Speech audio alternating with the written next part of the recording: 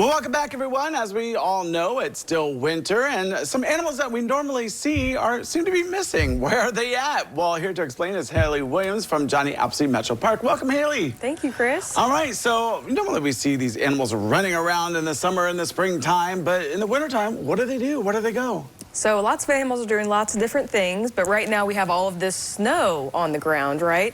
And for us, we're like, oh, we're tired of the snow. We wish it would go away.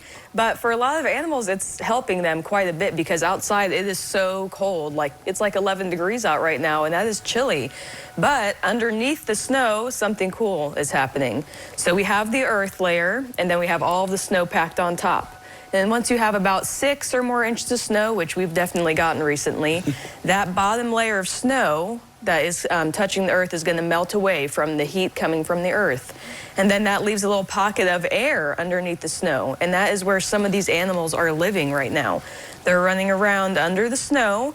They can get food. They're protected from all of these cold temperatures because in that area, it is a consistent 32 degrees down there, which for us, it's like, oh, that's still pretty cold. But for them, 32 degrees is a lot better than 11 with some wind chill. So they're pretty comfortable down there right now. Yeah.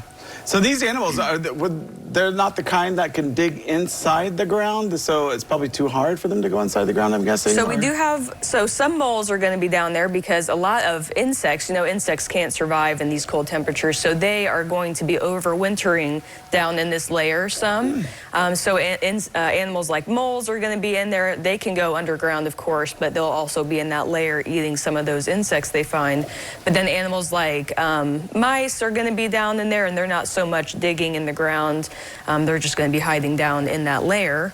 But it's also helpful for animals above the snow because have you ever seen those pictures of foxes and they kind of dive up in the air and then go straight down into the snow? Yeah. It's because they're hearing the voles and the moles and the mice down there and they're going down to get a meal.